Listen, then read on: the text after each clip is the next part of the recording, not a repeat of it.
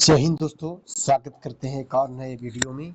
आज हम लोग एशियंट हिस्ट्री के पार्ट थर्ड जानेंगे एंड उसका महत्वपूर्ण एमसीक्यूज भी करेंगे। तो एग्जाम के लिए तो क्या इम्पोर्टेंस है ही है भाई। और किस चीज के लिए इम्पोर्टेंस है? तो जॉब के लिए, नौकरी लेने के लिए। तो हम लोग देर ना करते हुए चलिए वीडियो का स्टार्ट करते हैं भाई साहब, मेरे दोस्तों, साथियों, मेरे सहपाठियों। तो पहले माइक सेट कर लेते हैं दोस्तों। चलिए महाजनपद से स्टार्ट करते हैं। देखो, कौशाम्बी किस महाजनपद की राजधानी थी? अब बताओ, हम बताए थे कि जिसमें कौशाम्बी वत्स आएगा, वत्स है तो कौशाम्बी हो जाएगा, मतलब वत्स और कौशाम्बी। इसमें श भी है और व भी है, तो वत्स हो गया कौशाम्बी, तो वत्स कौशाम्बी। एंड नेक्स्ट देखेंगे 45, पाटलिपुत्र नगर की स्थापना किसने किया था? तो उदयन ने किया था। इसका राजधानी पाटलिपुत्र नगर की स्थापना 5वीं शताब्दी में उदयन ने की थी।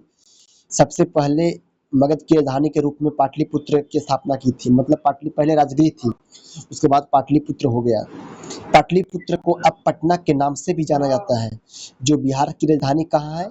पटना। बिहार की राजधानी जो अभी है भाई वही। एंड 46 देखते हैं क्या हम लोग? हाँ 46 देखना। क्या बिंबिसार का प्रसिद्ध राजवैद्य जीवक कहाँ का निवासी था? वैशाली का। बिंबिसार का जो प्रसिद्ध राजवैद्य जीवक था, मगध महाजनपद का पर हर्यक वंश 544 ईसा पूर्व के संस्थापक बिंबिसार। इसमें दो क्वेश्चन है, एक है ना कि हर्यक वंश का संस्थापक कौन था, तो बिंबिसार, और राजवैद्य जीवक 5वीं शताब्दी ईसा पूर्व के एक प्रसिद्ध आयुर्वेदाचार्य थे। वे राजगृह वर्तमान में बिहार के निवासी थे भाई। तो क्या गलत दिया ना, वैशाली नहीं होगा, राजगृह होगा। तो ये देख, बिंबिसार का एक प्रसिद्ध राजवैद्य जीवक का निवास करता था, वो कहाँ का था? तो राजगृह। एंड हर्यक वंश का संस्थापक कौन था? तो हर्यक वंश का संस्थापक भी बिंबिसार ही था।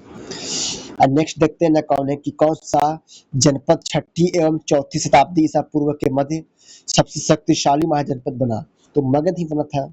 तो मगध जनपद 6ठी एवं 4थी शताब्दी ईसा पूर्व के मध्य सबसे शक्तिशाली महाजनपद बना। मगध की राजधानी जो था वो पाटलिपुत्र थी। उत्तर में गंगा नदी तथा पूर्व में चंपा नदी और पश्चिम में सोन नदी से घिरा हुआ था। हाँ, पश्चिम में सोन नदी तो है ही, जो ऐसे आता है भाई, औरंगाबाद ये सब से होते हुए। एंड प्रसिद्ध मौर्य राजवंश सहित महान क्या थे? तो भारतीय साम्राज्य मगध में उत्पन्न हुए हैं। एंड अशोक ये सब तो मगध से ही उत्पन्न हुए भाई। एंड नेक्स्ट देखते हैं क्या ना कि निम्नलिखित में कौन सा मगध साम्राज्य का कौन सा शहर गंगा और सोन और गंडक के संगम पर बसा है? गंगा, सोन और गंडक के संगम पर तो पटना ही बसा है भाई। गंगा तो गया में आता ही नहीं है। मुजफ्फरपुर बच गया, तो गंगा मुजफ्फरपुर में भी एंट्री नहीं होता है। वैशाली बच गया भाई, तो वैशाली में क्या होता है ना, वैशाली में तो गंगा एंट्री होता है।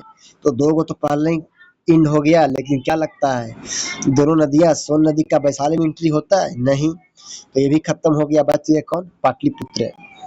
तो 6ठी शताब्दी ईसा पूर्व में उत्तर भारत के 16 महाजनपद में सबसे प्रमुख जो था ना, वो मगध साम्राज्य की राजधानी पाटलिपुत्र रहा। मतलब जो है ना, उत्तर भारत के 16 महाजनपद में प्रमुख एवं सर्वाधिक शक्तिशाली रहे मगध साम्राज्य की राजधानी रहा पाटलिपुत्र। शहर 3 प्रमुख नदियां गंगा, सोन और गंडक के संगम पर बसा है।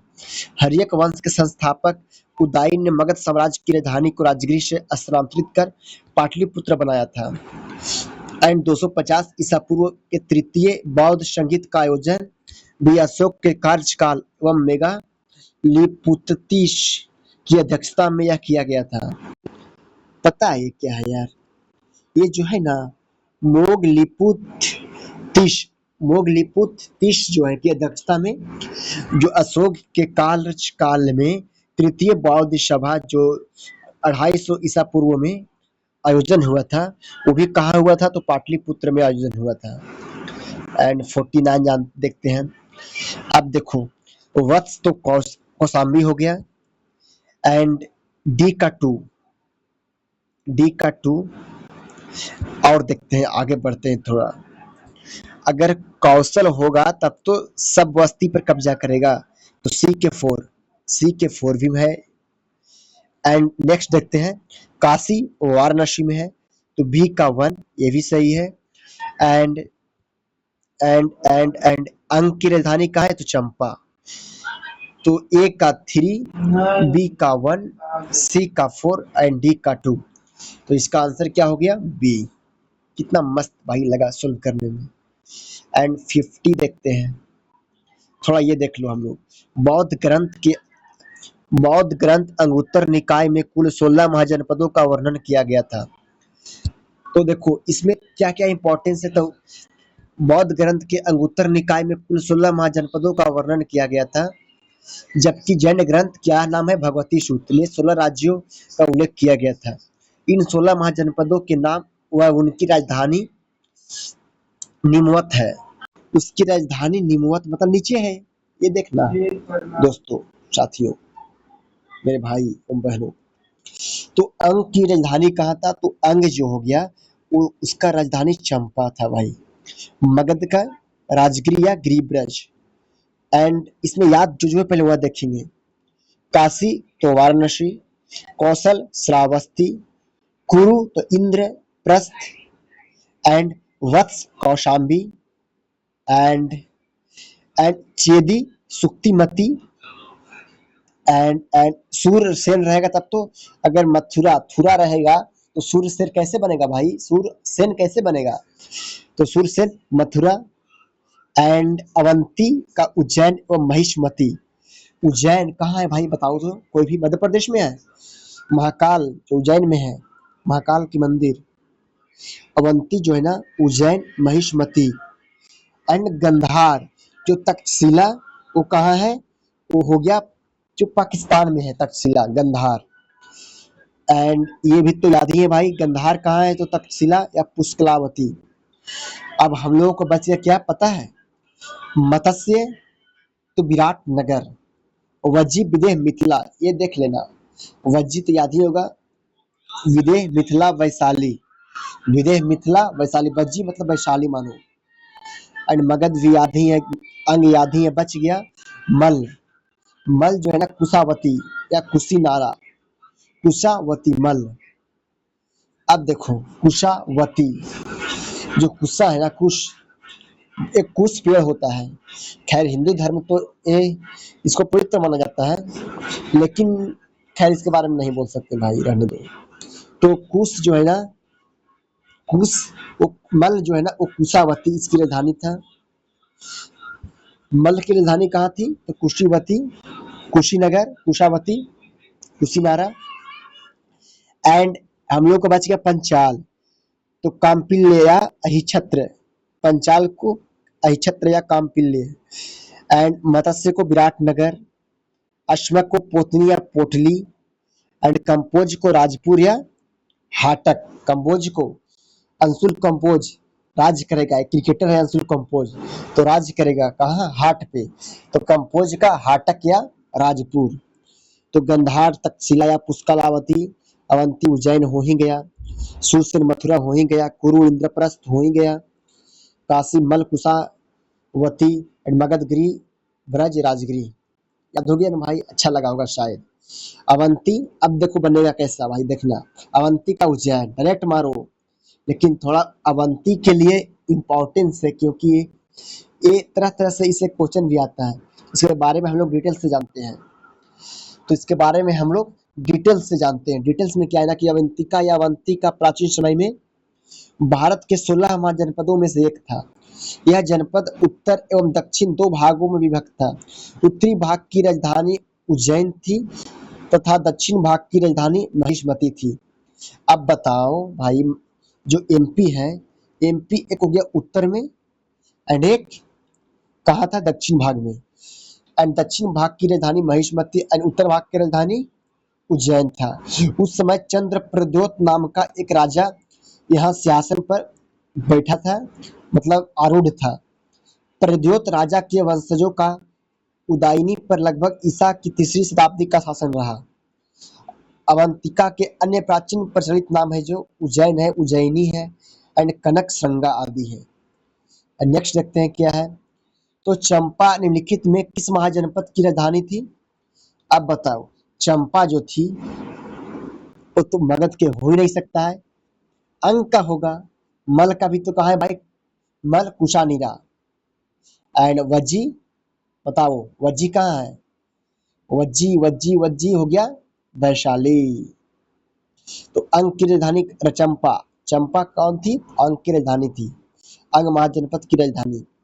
एंड मगध का जो है आरंभिक राजधानी कहाँ थी? तो राजगिर या गिरिब्रज। एंड नेक्स्ट देखते हैं, मगध का प्राचीन राजधानी कहाँ थी? तो ये तो राजगिरी है भाई। एंड जैनिज्म, जैन धर्म के बारे में थोड़ा जानते हैं। तो जैन धर्म जो है ना, वो जैन धर्म के 23वें तीर्थंकर कौन थे? तो जैन धर्म के 23वें तीर्थंकर पार्श्वनाथ वाराणसी के राजा अश्वसेन के पुत्र थे। उनकी माता का नाम उनकी माता का नाम क्या था? तो वामा देवी था। और उन्होंने 4 महाव्रत के पालन करने की शिक्षा दी: सत्य, अहिंसा, अस्तेय तथा अपरिग्रह। उन्हें समेत शिखर पर्वत पर निर्वाण की प्राप्ति हुई। तो हम लोग क्या जानना है उतना छोड़ो, हम लोगों को जानना है ना कि जैन धर्म के 23वें तीर्थंकर कौन थे? तो पार्श्वनाथ थे। एंड नेक्स्ट, जैन धर्म के अंतिम तीर्थंकर महावीर की मृत्यु कहाँ हुई थी भाई? तो महावीर स्वामी जैन धर्म के 24वें एवं अंतिम तीर्थंकर के रूप में जाने जाते हैं। इनका जन्म 540 ईसा पूर्व में कुंडग्राम वैशाली में हुआ था और 72 वर्ष की आयु में इनका निर्वाण 468 ईसा पूर्व में बिहार राज्य के पावापुरी राजगीर वर्तमान नालंदा में हुई थी। तो हम लोग के 2 बात इसमें जानना है। सबसे पहले जन्म कहाँ हुआ था? तो वैशाली कुंडग्राम। वैशाली महावीर की जैन धर्म के अंतिम तीर्थंकर का जन्म जो हुआ ना, वो बिहार के कुंडग्राम वैशाली में हुआ है। और इनका जो मृत्यु जो हुआ है ना, निर्वाण हुआ है, वो बिहार राज्य के पावापुरी राजगीर में, जो वर्तमान नालंदा में है। एंड 23वें तीर्थंकर तो हम लोग जानेंगे पार्श्वनाथ थे। एंड 57 जानेंगे कि इनका जन्म कब हुआ था? तो वर्धमान महावीर का जन्म जो हुआ था, थोड़ा ये देख लो, कितना इंपॉर्टेंस है भाई। बिहार पुलिस अवधरीक्षक, जैन धर्म में तीर्थंकर वह व्यक्ति है जिन्होंने पूरी तरह से क्रोध, अभिमान, छल, इच्छा आदि पर विजय प्राप्त की है। प्रथम तीर्थंकर ऋषभदेव थे। ऋषभदेव प्रथम तीर्थंकर। 23वें तीर्थंकर पार्श्वनाथ और 24वें तीर्थंकर महावीर स्वामी थे। वर्तमान महावीर का जन्म 540 ईसा पूर्व में हुआ था और इनका मृत्यु जो हुआ था ना, वो निर्वाण वो 468 ईसा पूर्व में हुआ था। एंड 58 हम लोग देखते हैं कि जैन धर्म के 23वें तीर्थंकर कौन थे? तो ऋषभदेव नहीं, पार्श्वनाथ थे। एंड थोड़ा ये देख लो क्या है ना कि जैन धर्म के 23वें तीर्थंकर पार्श्वनाथ थे। यह काशी के इक्ष्वाकु वंशीय राजा अश्वसेन के पुत्र थे। इन्होंने 30 वर्ष की आयु में गृहस्थ जीवन को त्याग किया। इनके द्वारा दी गई शिक्षा थी: हिंसा न करना, सदा सत्य बोलना, चोरी ना करना तथा आवश्यकता से अधिक संपत्ति न रखना। एंड देखो क्या क्या प्रतीक था? तो पार्श्वनाथ का सर्प फन था, सांप। एंड महावीर अंतिम तीर्थंकर थे तो शेर था इसका प्रतीक। एंड ऋषभनाथ जो इनका प्रतीक सांड था। एंड अजितनाथ का प्रतीक हाथी था। एंड नेक्स्ट देखते हैं, निम्नलिखित में कौन सा तीसरे तीर्थंकर थे? तो शंभवनाथ। तीसरा तीर्थंकर का नाम कौन था? तो शंभवनाथ जो था ना, वो तीसरा तीर्थंकर थे, शंभवनाथ। तथा इनका प्रतीक क्या था? तो घोड़ा। एंड अजितनाथ थे ना, वो दूसरे तीर्थंकर थे और सुमितनाथ 5वें। अब हम लोग कैसे देखते हैं, थोड़ा ये देखिए कि पहला ऋषभदेव पहला तीर्थंकर था, अजितनाथ दूसरे तीर्थंकर थे, शंभवनाथ तीसरे तीर्थंकर थे एंड सुमितनाथ 5वें तीर्थंकर थे। एंड क्या है ना कि दूसरे तीर्थंकर जो थे अजितनाथ, एंड प्रथम जो ऋषभ देव थे, एंड जो संभवनाथ थे ना तीसरे तीर्थंकर, उसका प्रतीक क्या था? तो घोड़ा। एंड जैन धर्म थोड़ा देखते हैं भाई, जैन धर्म के बारे में कि गौतम बुद्ध ने धर्म चक्र प्रवर्तन कहाँ से आरंभ किया? तो गौतम बुद्ध द्वारा उत्तर प्रदेश के सारनाथ में प्रथम उपदेश दिया गया। इस घटना को बौद्ध ग्रंथों में धर्म चक्र प्रवर्तक के नाम से जाना जाता है। हम लोग अभी अभी पता है, अभी जो है ना वर्तमान में सारनाथ की चर्चा है, क्योंकि यूनेस्को का भारत के 45वां नंबर का यूनेस्को धार्मिक धरोहर स्थल में शामिल किया गया है सारनाथ को। तो सारनाथ क्या है? तो धर्म चक्र प्रवर्तन कहाँ से आरंभ किया?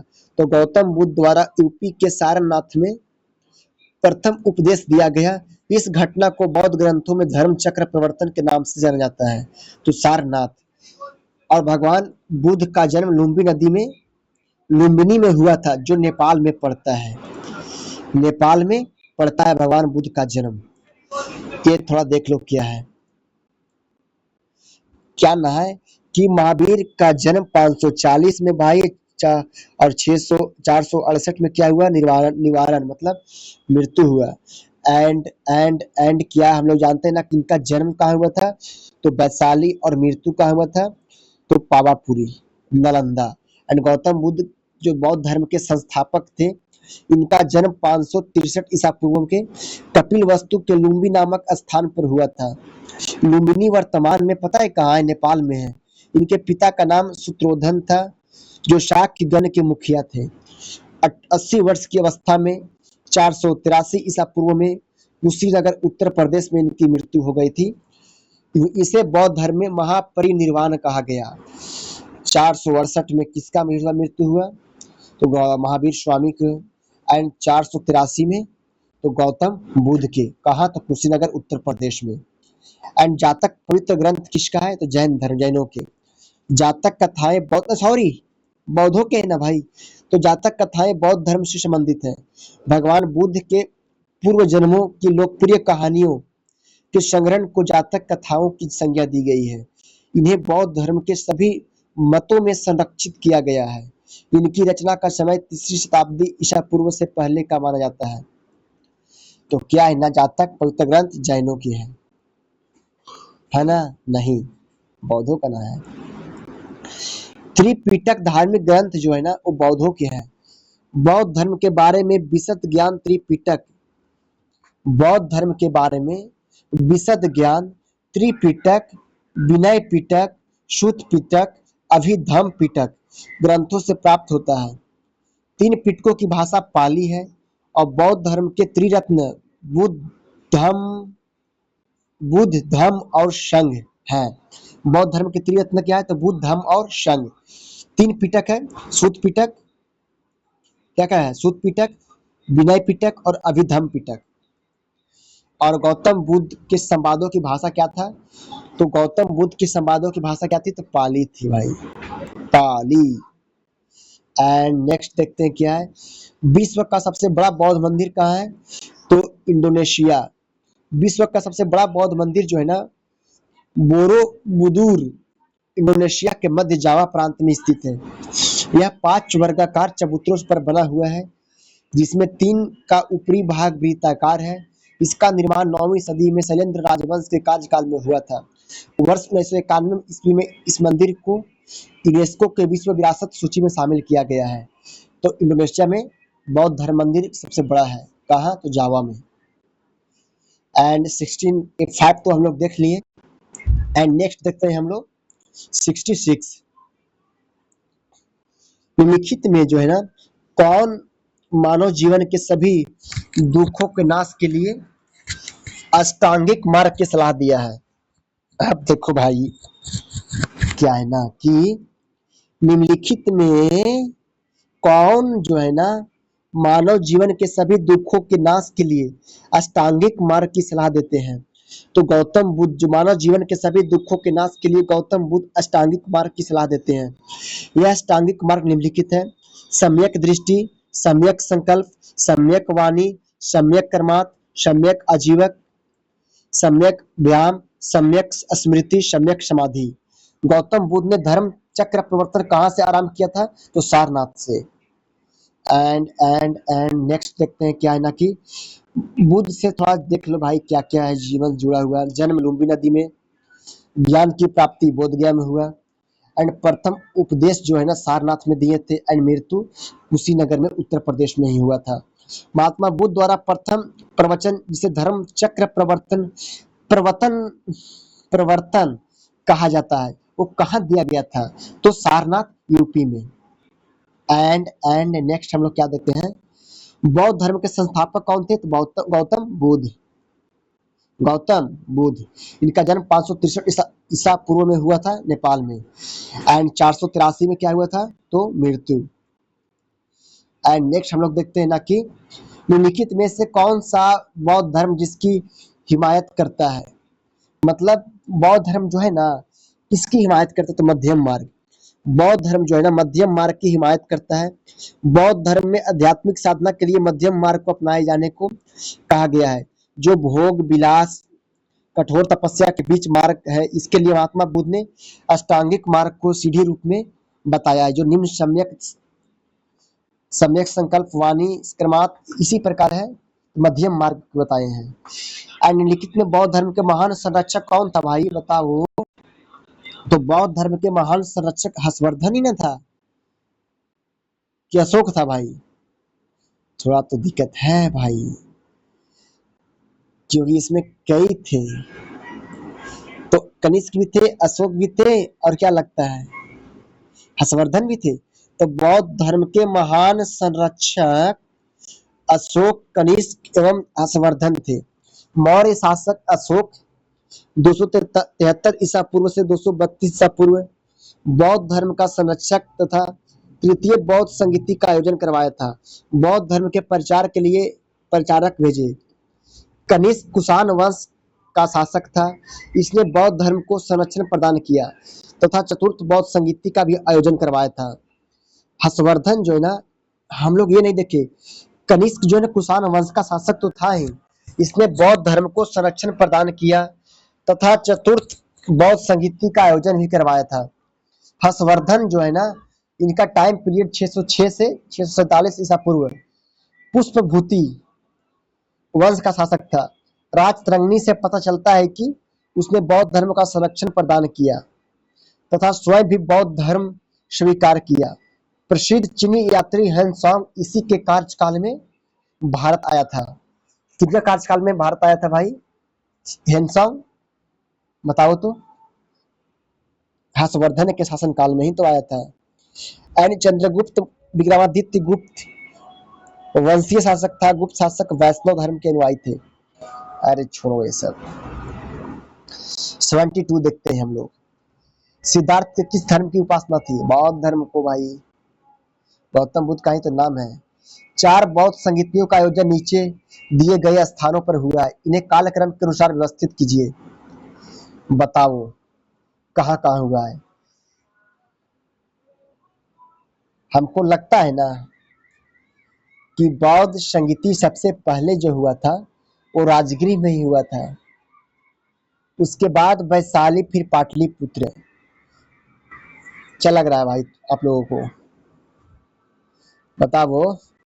नहीं बताएगा तो क्या है ना भाई कि बौद्ध 4 बौद्ध समितियों का आयोजन जिस नीचे दिए गए स्थानों पर हुआ है, इन्हें कालक्रम के अनुसार व्यवस्थित कीजिए। लेकिन यहाँ व्यवस्थित ही नहीं हो रहा है। सबसे पहले 2 आएगा। फर्स्ट राजगीर में हुआ था, दूसरा वैशाली में हुआ था। अरे है ही तो है यार। चौथा पाटलिपुत्र में हुआ, तीसरा पाटलिपुत्र में हुआ था, एंड चौथा कुंडल वन में हुआ था। सही है ना?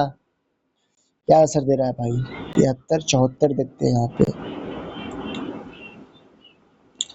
हाँ यहाँ पे है ना कि बौद्ध संगीति का समय काल और आयोजन स्थल शासन काल। सबसे पहले हम लोग देखते हैं ना कि प्रथम बौद्ध संगीति जो है 483 ईसा पूर्व में राजगृह में आयोजन हुआ था। इसके काल कौन था शासन काल? अजात शत्रु के शासन काल में। इसके बाद 383 ईसा पूर्व 100 साल बाद फिर हुआ वैशाली में, काला अशोक के शासक काल में। हम लोग याद करने के ट्रिक भी जानेंगे। तृतीय बौद्ध संगीति 247 ईसा पूर्व में कहा हुआ? तो पाटलिपुत्र अशोक के शासन काल में। एंड एंड नेक्स्ट चतुर्थ कुंडल वन कहा? तो कनिष्क के शासन काल में, जो कुषाण वंश के शासक थे। प्रथम शताब्दी में, मतलब फर्स्ट शताब्दी में हुआ था। तो हम लोग ऐसे याद करेंगे भाई, देखो कैसे याद करते हैं।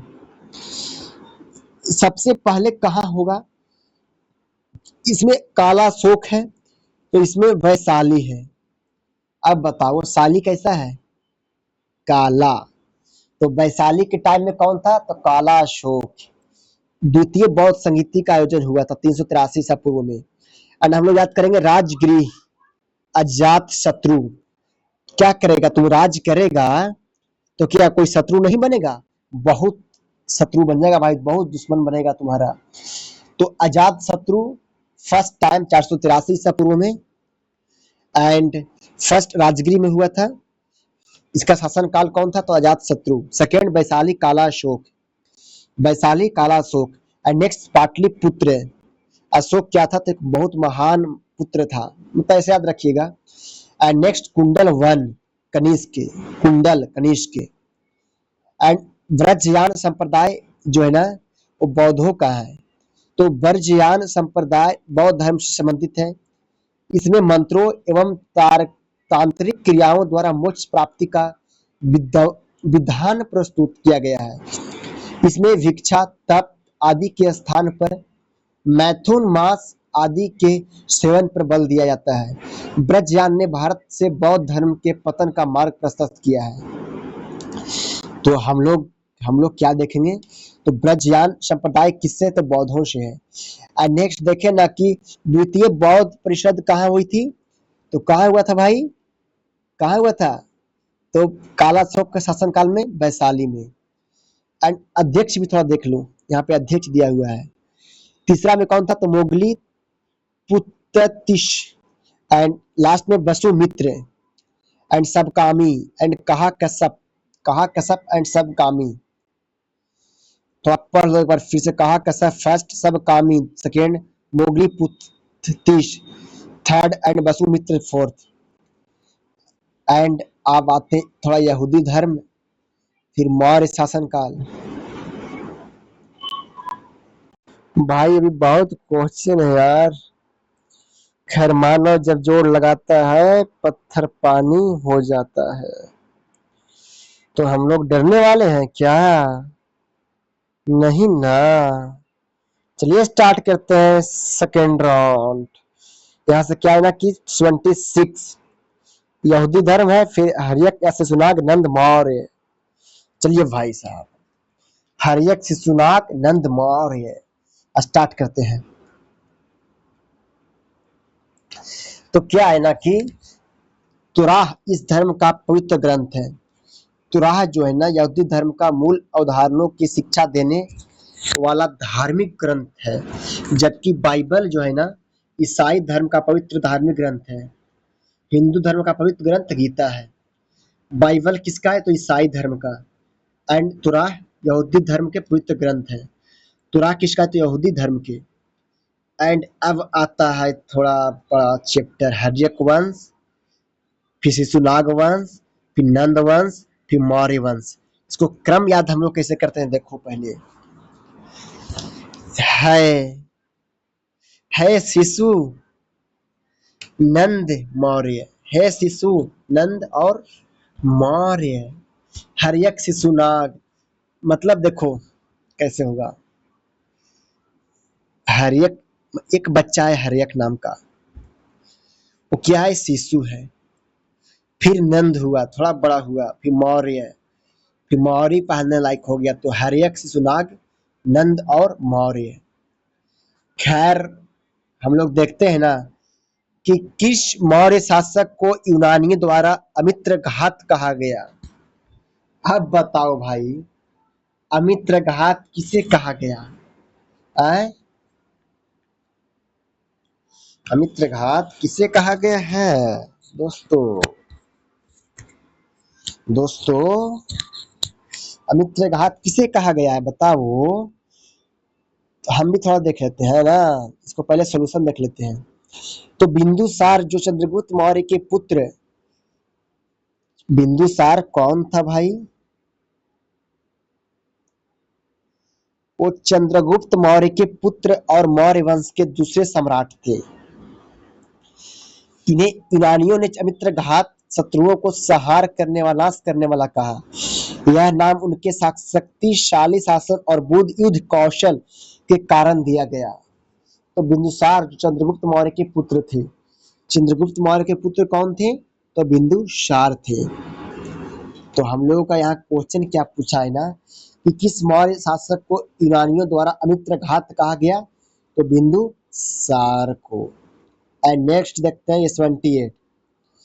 सर्वप्रथम भारत की यात्रा जो है ना, किसने की थी? तो क्या लगता है, मेगास्थनीज ने किया था? मेगास्थनीज सिकंदर महान के सेनापति सेलुकस प्रथम निकेटर का राजदूत था। मेगास्थनीज कौन था? तो सेलुकस निकेटर का राजदूत था, जो चंद्रगुप्त मौर्य के दरबार में आया था। मेगास्थनीज 302 ईसा पूर्व में से 298 ईसा पूर्व, मतलब जो है ना भाई 4 साल तक पाटलिपुत्र में निवास किया। इसने अपनी पुस्तक इंडिका में मौर्य युगीन समाज एवं संस्कृति के विषय में लिखा है। तो चंद्रगुप्त मौर्य के समय में कौन आए थे? तो मेगास्थनीज। मेगास्थनीज 302 से 298 ईसा पूर्व तक पाटलिपुत्र में रहे हैं 4 साल, एंड अपनी पुस्तक क्या लिखे? तो इंडिका। एंड नेक्स्ट देखते हैं, कालाशोक किस राजवंश के शासक थे? तो शिशुनाग वंश के ही तो शासक थे भाई कालाशोक। तो कालाशोक जो था ना, वो मगध क्षेत्र के शिशुनाग वंश से संबंधित था। कालाशोक के समय द्वितीय बौद्ध संगीत का आयोजन वैशाली में हुआ था। मौर्य वंश का संस्थापक कौन थे? तो चंद्रगुप्त मौर्य थे। हर्यक वंश के संस्थापक कौन थे? तो बिंबिसार थे। एंड सातवाहन वंश का संस्थापक कौन थे? तो सिमुक थे। मौर्य वंश का चंद्रगुप्त मौर्य, हर्यक वंश का तो बिंबिसार था। एंड 80 देखेंगे भाई, कौन था क्वेश्चन 80 नंबर। किस मौर्य स्तंभ के शीर्ष पर एक विशाल हाथी स्थापित है? तो संकिसा स्तंभ। ये अब क्वेश्चन में नहीं आता है, छोड़ो ये वाला। अंतिम मौर्य शासक कौन था भाई? तो बृहद्रथ जो था ना। चलिए, एक लड़का आ गया था, तो हम लोग कहाँ थे? तो हम लोग थे, अंतिम मौर्य शासक कौन था? तो बृहद्रथ था। एंड बृहद्रथ अंतिम मौर्य कालीन शासक था। मौर्य वंश की स्थापना 322 ईसा पूर्व में चंद्रगुप्त मौर्य ने की थी। उसने चाणक्य के सहयोग और मार्गदर्शन से मगध के नंदवंशी शासक घनानंद को पराजित कर साम्राज्य स्थापित किया था।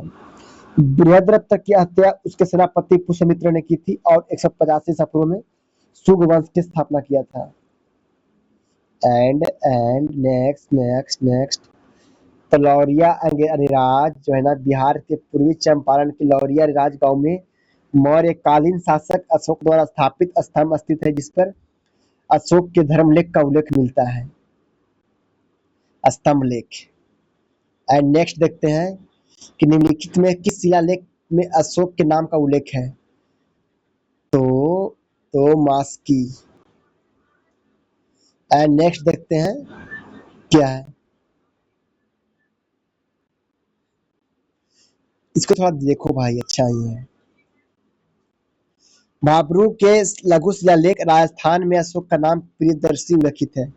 भाब्रू अभिलेख में यहाँ से देखो, मौर्य साम्राज्य के शासक अशोक के मास्की, नेतुर और उडे गोलम और गुजरा अभिलेख में उसका नाम अशोक मिलता है, जबकि भाब्रू अभिलेख राजस्थान में अशोक का नाम प्रियदर्शी मिलता है। जबकि पुराणों में से अशोक वर्धन कहा गया है। सम्राट अशोक राजगद्दी पर बैठने समय अवंती का क्या था? राजपाल था। अशोक के 13वें शिलालेख से ज्ञात होता है कि अपने राज्य अभिषेक के 8वें वर्ष बाद उसने कलिंग पर आक्रमण किया था। निम्नलिखित में किस नदी पर हाइडे स्पे हाइडे स्पीच का युद्ध लड़ा गया। तो झेलम नदी पे हाइडे स्पीच की लड़ाई जो है ना, वो सिकंदर महान और राजा पेरिस के बीच 326 ईसा पूर्व में लड़ी गई थी। यह लड़ाई झेलम नदी के तट पर लड़ी गई थी, जिसमें सिकंदर महान जीत गया था। खैर कोई बात नहीं दोस्तों। मौर्य साम्राज्य के संस्थापक चंद्रगुप्त मौर्य थे। सम्राट अशोक के पिता का नाम क्या था भाई, कोई बता सकता है? सम्राट अशोक के पिता का नाम क्या था? तो ये थोड़ा देख लेते हैं यहाँ हम लोग। सम्राट अशोक मौर्य वंशीय शासक बिंदुसार का पुत्र था। उनके अपने पिता के शासन के दौरान वह तक्षशिला एवं उज्जैन का राज्यपाल थे। अपने शासन काल के 9वें वर्ष में 261 ईसा पूर्व में उसने कलिंग पर विजय प्राप्त की। अशोक बौद्ध धर्म का अनुयायी थे। उसने जिस धर्म की शिक्षा बौद्ध भिक्षु उपयुक्त से प्रभावित होकर ली थी। लेकिन लेकिन कौन था भाई? तो बिंदुसार का बेटा कौन था? तो सम्राट अशोक। एंड बिंदुसार के शासन के दौरान अशांति कहाँ पैदा हुई थी? तो तक्षशिला में। एंड चंद्रगुप्त मौर्य के साम्राज्य की राजधानी कहाँ था भाई, बता सकता है कोई? तो पाटलिपुत्र। उदयन नहीं तो बनाया था भाई। चंद्रगुप्त मौर्य 322 ईसा पूर्व से घनानंद को हराकर मौर्य साम्राज्य की स्थापना की थी। इन्हीं की प्रधानमंत्री चाणक्य था। चंद्रगुप्त मौर्य मगध साम्राज्य की राजधानी पाटलिपुत्र थी। चंद्रगुप्त मौर्य जैन धर्म के अनुयायी थे। उसने जैन धर्म भद्रबाहु को अपना गुरु बनाया। उसी के शासन काल में प्रथम जैन संगीति का आयोजन पाटलिपुत्र में अस्तुलभद्र की अध्यक्षता में हुआ था, जिसमें जैन धर्म दिगंबर और श्वेतांबर में बट गया। अशोक महान के पुत्र कौन थे? अशोक महान पुत्र थे किसका? तो बिंदुसार के। एंड 90 निम्नलिखित में कौन सा कथन सही है, ये थोड़ा देख लेते हैं भाई। सिकंदर की मृत्यु 332 ईसा पूर्व हुआ। यह इंपॉर्टेंस ही नहीं है यार, कोई इंपॉर्टेंस नहीं है ये वाला 90 का। 91 देखो, चाणक्य ने इस नाम से भी जाना जाता है क्या भाई? विष्णुगुप्त। खैर देखो, चाणक्य चंद्रगुप्त मौर्य का महामंत्री था। इसको विष्णुगुप्त व कौटिल्य नाम से भी जाना जाता है। अर्थशास्त्र की रचना चाणक्य ने की थी। अर्थशास्त्र मौर्यकालीन भारतीय समाज का दर्पण माना जाता है। तो विष्णुगुप्त था नाम, चंद्रगुप्त। ये इंपॉर्टेंस है यार। चाणक्य का अन्य नाम क्या है? विष्णुगुप्त। निम्नलिखित में किस स्थल पर स्थित स्तूप अवशेषों से अशोक की प्रस्तर प्रतिमा प्राप्त हुई है, जिस पर उसका नाम अंकित है? कर्नाटक में जो है ना, वहां देखते हैं क्या है कि कर्नाटक के कंगनहल्ली से प्राप्त स्तूप अवशेषों से अशोक की अद्भुत जो है ना प्रस्तर प्रतिमा प्राप्त हुई है, जिस पर उसका नाम उत्कीर्ण है। यह अवशेष 1986 में archaeological survey archaeological survey of India द्वारा खुदाई के दौरान प्राप्त हुई थी। आर्कियोलॉजिकल सर्वे के अनुसार लगभग कितना तो 2000 वर्ष पुराना बौद्ध स्तूप है। एंड सांची का स्तूप मूल रूप से किस मौर्य शासक ने बनवाया था? तो अशोक ने तो बनाया था सांची का स्तूप। सांची का स्तूप मूल रूप से मौर्य शासक अशोक ने बनवाया था। यह स्तूप मध्य प्रदेश के रायसेन जिले में स्थित है। यह स्तूप 3री सदी ईसा पूर्व में बनाया गया था, जो बौद्ध स्मारक स्थल है। 94 कौटिल्य के अर्थशास्त्र के अनुसार निम्नलिखित में से कौन सा राज्य करों के वसूल के लिए जिम्मेदार था? समाहर्ता था? नहीं। तो संत्रिधाता। संत्रिधाता क्या है? कौटिल्य जो है ना, कौटिल्य के अर्थशास्त्र के पदाधिकारी उनसे कार्य के निम्नलिखित जानते हैं। समाहर्ता राजस्व विभाग का प्रमुख अधिकारी होते हैं। शनि संत्रिधाता राजकोषीय कोष का मुख्य अधिकारी थे। समाहर्ता कौन थे? तो रेवेन्यू राजकोषीय कोष का संनिधाता। नगर प्रशासन का अध्यक्ष नायक। एंड कर्मांतिक उद्योग एवं कारखानों का प्रधान। अशोक के प्रस्तर अभिलेख के प्रतीक क्या थे? तो प्रशासन। एंड नेक्स्ट ये थोड़ा देख लेते हैं। अशोक के प्रस्तर अभिलेख प्रशासन के प्रतीक थे। अशोक जो है ना, प्रस्तर अभिलेख या शिलालेख के 2 वर्गों में दीर्घ शिलालेख और लघु शिलालेख में बांटा गया है। दीर्घ शिलालेख 14 विभिन्न लेखों का एक समूह है जो 8 भिन्न-भिन्न स्थानों से प्राप्त हुआ है। इनमें प्रशासनिक एवं धर्म से संबंधित है अनेक बातों का उल्लेख मिलता है। एंड चंद्रगुप्त मौर्य चंद्रगिरी पर्वत श्रवण बेला किस जैन संत के साथ गया था? तो भद्रबाहु यार। एंड नेक्स्ट देखते हैं, सारनाथ का लॉयन कैपिटल किस शासक से संबंधित है? बताओ। अशोक से ही तो है, क्योंकि जो बौद्ध धर्म से रहेगा वही तो सारनाथ से भी रिलेट करेगा, रिलेशन रखेगा। तो यूनानी स्रोतों में अग्रमीज एवं जैंड्रमीज मगध के किस शासक को कहा गया है? बताओ। तो डी घनानंद को कहा गया भाई। खैर आप लोग देखिएगा वो बोला अच्छे से पढ़कर। यूनानी राजदूत मेगास्थनीज किसके दरबार में आया था? बताओ। मेगास्थनीज चंद्रगुप्त मौर्य के दरबार में आया था, ठीक है। एंड डाइनेशस एवं हेराक्लीज की पूजा करते थे, उसका तात्पर्य पूजा। मेगास्थनीज के अनुसार भारत में समाज 7 वर्ग में थे। उसने दास प्रथा का उल्लेख नहीं किया था, किंतु सत्य प्रथा का उल्लेख किया था। अरे ये मत देखना, सिर्फ मेगास्थनीज। एंड एक कौन था? याद रखना कि मेगास्थनीज चंद्रगुप्त मौर्य के दरबार में आए थे। एंड नेक्स्ट, प्राचीन काल में कलिंग का महान शासक निम्नलिखित में कौन था? तो खारवेल।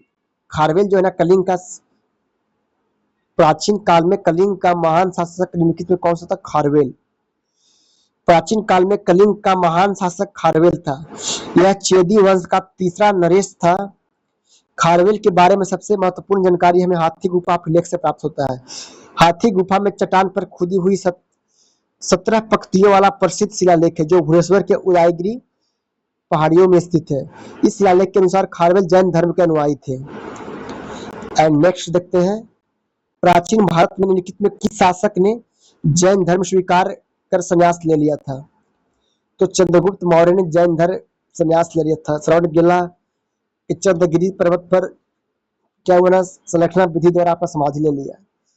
एंड कौटिल्य क्या थे भाई? चंद्रगुप्त मौर्य के प्रधानमंत्री था। हाँ तो और क्या, डी आंसर होगा 100। हर्यक नरेश बिंबिसार की राजधानी थी।